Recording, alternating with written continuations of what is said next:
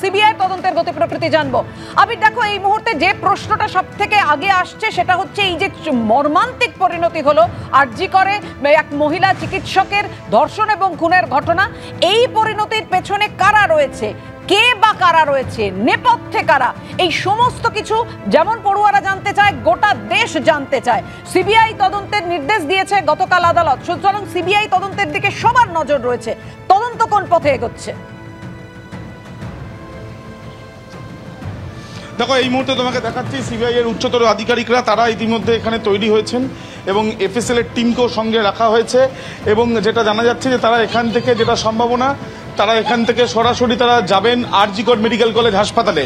প্রচুর সংখ্যায় ফোর্স নেওয়া হয়েছে সঙ্গে এবং তারা সেখানে গিয়ে ঘটনাস্থল পরিদর্শন করবেন এবং ইতিমধ্যে আমরা দেখছি যে একটি দল যারা মেডিকেল করানোর জন্য সঞ্জয়কে নিয়ে গিয়েছে সেখানে কলকাতা পুলিশের অফিসাররাও ছিলেন এবং এবার দেখা যাচ্ছে যে সিবিআই এর উচ্চতর আধিকারিকরা তারা কিন্তু কনভয় নিয়েছেন ইতিমধ্যে একাধিক টিম সঙ্গে নিয়ে যাওয়া হচ্ছে, একাধিক গাড়িতে সেন্ট্রাল ফোর্স এবং তারা ইতিমধ্যে এখানে তৈরি হয়ে গেছেন সিজিও কমপ্লেক্সে।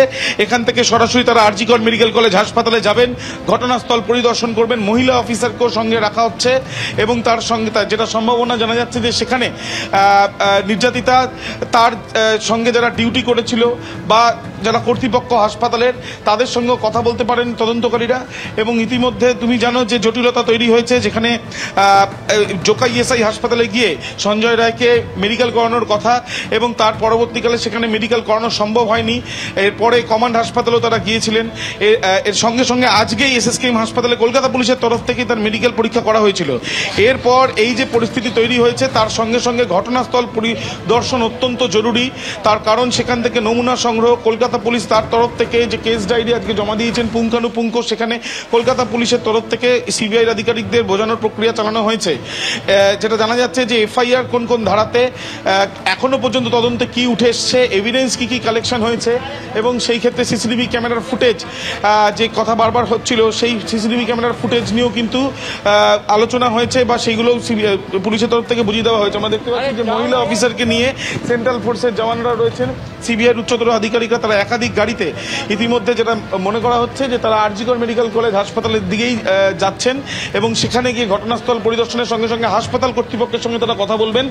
পাশাপাশি সমান্তরালভাবে সিজিও কমপ্লেক্সে যে সিবিআই এর যে দপ্তর সেই দপ্তরে কলকাতা পুলিশের তরফ থেকে যারা তদন্ত করছিলেন এসআইটির সদস্যরা তারা এখনো পর্যন্ত সেখানেই রয়েছেন, তাদের সঙ্গে সিবিআই এর যারা আধিকারিকরা তারা কথা বলছেন। তদন্ত এখনো পর্যন্ত এই কয়েকদিন যেদিনকে এই ঘটনা সামনে আসে তারপরে কলকাতা পুলিশের তদন্ত শুরু হওয়ার পরে বেশ কয়েকজনকে জিজ্ঞাসাবাদ করা হয়েছে, তাদের জিজ্ঞাসাবাদে কি উঠে এসেছে এবং সিসিটিভি ক্যামেরার ফুটেজে কি উঠে এসেছে, কোন পরিপ্রেক্ষিতে সঞ্জয় রায়কে গ্রেপ্তার, সঞ্জয় রায়ের কাছে যে রায় সে কি কি বিষয় ইতিমধ্যে জানিয়েছে পুলিশকে, এই সমস্ত বিষয়ে কিন্তু তার কেস ডায়েরির মধ্যে তারা কিন্তু রেখেছেন এবং সেই বিষয় নিয়েই কিন্তু আলোচনা করা হয়েছে এমনটাই সূত্র মারফত জানা যাচ্ছে। বলতে বলতে তোমাকে দেখাতে বলবো, আমার ক্যামেরা পার্সন ওই দিব্যেন্দুকে বলবো দেখানোর জন্য।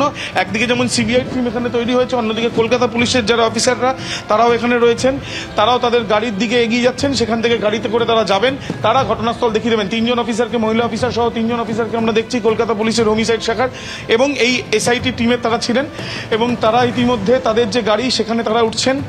সিবিআই তরফ থেকে একাধিক অফিসার তারা গাড়িতে ওয়েট করছেন। যেটা জানা যাচ্ছে 3টে প্রসেসে এই হ্যান্ডওভার প্রক্রিয়া হয়েছে। প্রথম যে কেস ডায়েরি যেটা গতকাল কোর্ট থেকে হ্যান্ডওভার হয়েছিল সেই কেস ডায়েরির বিষয় নিয়ে পুঙ্খানুপুঙ্খ তথ্য পুলিশের তরফ থেকে দেওয়া হয়েছে।